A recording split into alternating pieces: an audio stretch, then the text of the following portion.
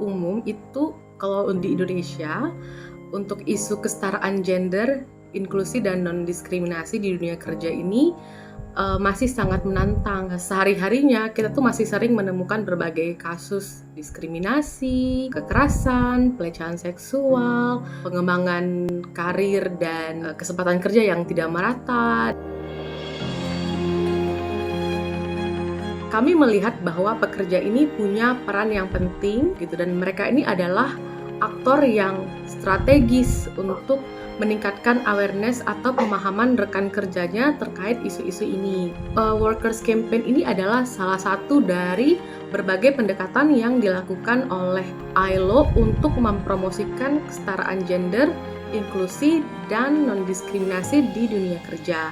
Jadi para pekerja ini mengkampanyekan isu-isu tentang kesetaraan gender, non-diskriminasi, dan inklusi di tempat kerja melalui sosial media mereka masing-masing.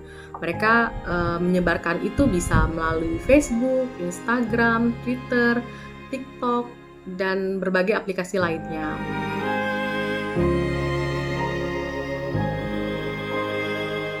Sebenarnya upaya meningkatkan kesetaraan gender dan menghapus diskriminasi ini adalah upaya yang mestinya dilakukan secara komprehensif dan juga dilakukan oleh berbagai pihak secara terus-menerus. Ini bisa dimulai dari peningkatan pemahaman kepada pihak-pihak yang terkait di dalamnya.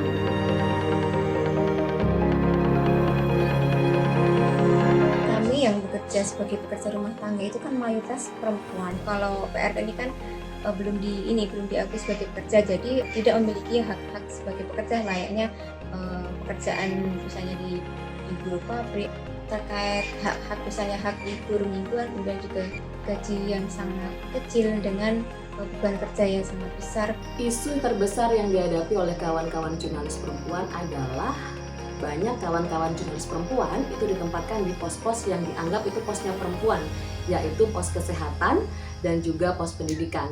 Padahal banyak juga kawan-kawan jurnalis perempuan yang mereka menyukai pos seperti politik dan juga bencana alam, tapi tidak diberikan kesempatan. Nah, isu yang kedua di komunitas perempuan adalah ternyata masih banyak stigma-stigma yang menghakimi kawan-kawan perempuan.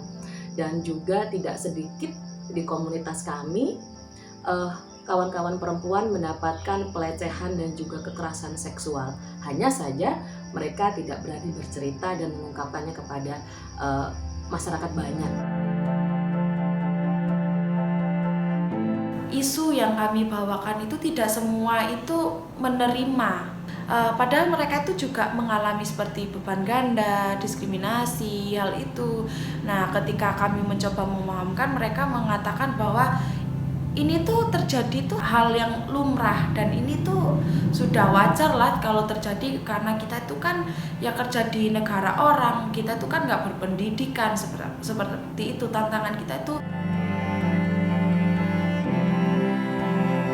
bagaimana menentukan atau mencari materi dan kemudian mengemas materi itu menjadi suatu yang menarik, kemudian bisa diposting di media. Kita bekerja sama untuk saling membantu satu sama lain, seperti itu. Mulai tumbuh kesadaran di antara pengurus, kemudian anggota dan juga pekerja migran di luar negeri itu terkait kesetaraan gender ini ternyata penting sekali, mengingat juga mereka ini sekarang ketika kami organisir, kemudian kami beri informasi terkait kesetaraan gender, mereka semakin berupaya untuk memperjuangkan hak-haknya, kemudian juga mereka semakin solid untuk menuntut hak yang sama antara perempuan dan juga laki-laki. Pada saat kampanye kepada sesama profesi jurnalis perempuan, banyak yang tidak menyadari bahwa dia menjadi korban pelecehan. Contohnya adalah mereka nggak menyadari saat digandeng atau disentuh tubuhnya atau mendapatkan candaan-candaan yang seksis. Mereka nggak menyadari bahwa itu adalah bagian dari pelecehan. Terus yang kedua adalah yang membuat saya, ini pengalaman yang buat saya pengalaman yang dapat banget feel-nya adalah pada saat mengadakan sebuah kelas. Ada seorang kawan baik yang kami berkomunikasi selama ini hanya via media sosial. Dia datang dan di forum itu dia berani bercerita bahwa dia adalah korban kekerasan seksual, dan ia menyimpan kasus itu peristiwa itu selama berpuluh-puluh tahun gitu ya, hampir 20 tahun lebih dia menyimpan peristiwa tersebut.